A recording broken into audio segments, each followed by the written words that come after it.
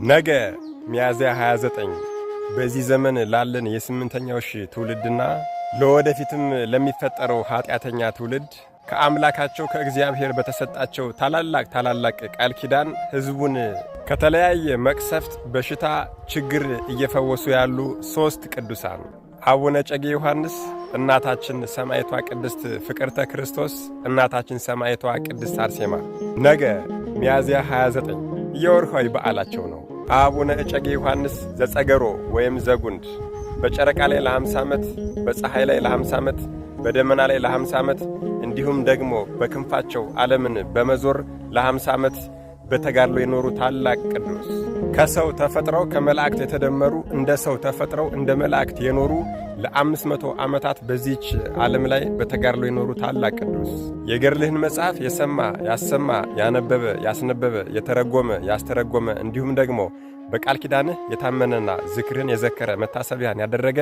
እስከ 10 ትውልድ ድረስ እምርልሃለሁ የተባሉ ታላቅ ቅዱስ በቃል ኪዳንህ አምኖ በስምህ የተማጸነ ንስሐ ሳይገባ አይሞትም። መውለድ የማይችል ሰው በቃል ኪዳንህ ቢታመን እኔ ልጅን እሰጠዋለሁ። የገድልህን መጽሐፍ በቤቱ ያስቀመጠ ርኩሳን መናፍስት፣ ክፉዎች፣ አጋንንት፣ ቸነፈር፣ ወባ፣ ወረርሽኝ እንዲሁም ደግሞ መልአከ ጽልመት አይነካውም የተባሉ ታላቅ ቅዱስ በገዳምህ አንድ መነኩሴ መጥቶ ቢቀበር የመላእክት ክንፍን አበቅልለታለሁ። አይሁድም አረማዊም ያላመነም ያልተጠመቀም በገዳምህ መጥቶ ቢቀበር ይቅር እልልሃለሁ፣ በመቃብሬ በጎልጎታ መጥቶ እንደተቀበረም እቆጥርለታለሁ የተባሉ ታላቅ ቅዱስ ሕዝቡን የሚባርኩበትና አጋንንትን የሚያሸንፉበት መስቀል ከሰማይ የወረደላቸው በዚህ መስቀልም አሁንም ድረስ በቤተ ክርስቲያናቸው በገዳማቸው ያሉ አባቶች አገልግሎት እየሰጡላቸው የሚገኙት አባታችን አቡነ እጨጌ ዮሐንስ ዘጸገሮ ወይም ዘጉንድ ነገ ሚያዝያ 29 የወርኃዊ በዓላቸው ነው። ሌላው ነገ ሚያዝያ 29 ገድሏን በስቃይ የፈጸመች የመንፈስ ቅዱስ ግርማ የጋረዳት ቁመቷ እንደ ዘንባባ የረዘመ በመንግሥተ ሰማይ ስሟ ታላቅ የሆነው በፍጹም ምግባርና በፍጹም ሃይማኖት በውስጥም በውጭም ያማረችና ያጌጠች የመግረፊያ አለንጎችና የማሰቃያ መሳሪያዎች እሷን ማሳመም የማይችሉ ሊገሏት የተላኩ አናብስትና አናብርት የእግሯን ትቢያና እግሯን ጫማ የሚልሱላት ስሟን ለጠሯት ከአውሎ ንፋስ ፈጥና የምትደርስ ነገሥታትና መኳንንት ውበቷን አይተው መታገስ የማይችሉላት እርሷ ግን የክርስቶስ ሙሽራ አድርጋ ራሷን ያስገዛች እናታችን ሰማዕቷ ቅድስት አርሴማ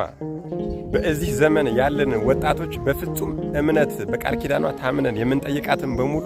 የምታደርግልንና ጥያቄዎቻችንን ሁሉ የምትመልስልን፣ ጤና ለሌለው ጤናን፣ ሰላም ለሌለው ሰላምን፣ ሥራ ለሌለው ሥራን፣ ትዳር ለሌለው ትዳርን፣ ልጅ ለሌለው ልጅን፣ ሕይወቱ የተበላሸበትን ሰው በሙሉ መስመርን የምታስተካከልና ቀናውን መንገድ የምታሳይ ሰማዕቷ እናታችን ቅድስት አርሴማ ድንግል ነገ ሚያዝያ 29 የወርኃዊ በዓሏ ነው። ሌላው ነገ ሚያዝያ 29 ልምረው ያላዘጋጀሁትን ወደ ደጅሽ አላስጠጋውም የተባለች ታላቅ ቅድስት የእናታችን የቅድስተ ቅዱሳን የቅድስት ኪዳነ ምሕረትን ቤተ መቅደስ ቤተ ክርስቲያን በአንድ ቀን በሰንሰልና በሲሚዛ ግድግዳዋን በአይጣ ሐረግ ደግሞ ማገሯን አድርጋ በአንድ ቀን ቤተ መቅደስን የሠራች ታላቅ ቅድስት በስምሽ ስሜ ተጨምሯልና ለቤተ ክርስቲያንሽ መባዓ የሰጠ የተላላከ መጥቶ በቤተ ክርስቲያንሽ የተቀበረ እንደዚሁም ደግሞ ቤተ መቅደስሽን መጥቶ የተሳለመ እስከ 12 ትውልድ ድረስ የምሕረት ቃል ኪዳን ሰጠሁሽ የተባለች ታላቅ ቅድስት በስምሽ የተማጸነ ሁሉ ባለጤና ይሁን፣ ስምሽን የጠራና የተማጸነ ሁሉ የከበረ ይሁን። የገድልሽን መጽሐፍ የጻፈ ያጻፈ የሰማ ያሰማ የተረጎመ ያስተረጎመ ያስጻፈ እንዲሁም ደግሞ ለባልንጀራ ለማንኛው ለተቸገረ ሰው ቀዝቃዛ ውሃ እንኳን በስምሽ የሰጠ ኃጢአቱ በሙሉ ይሰረይለት፣ ፍጹም ንጹሕ ይሁን። ከባለቤቷ ጋር ለ40 ዓመት ቆማ በድንግልና የጸለየችበት ቦታ ላይ ድንቅ የሆነ ፈዋሽ ጸበል ፈልቆላት ማንኛውንም አይነት የአጋንንት እስራት የሚፈታላትና ልጅ መውለድ ለማይችሉ ልጅን የሚሰጥላት ታላቋ ጻድቅ ወሰማዕት እናታችን ቅድስት ፍቅርተ ክርስቶስ ነገ ሚያዝያ 29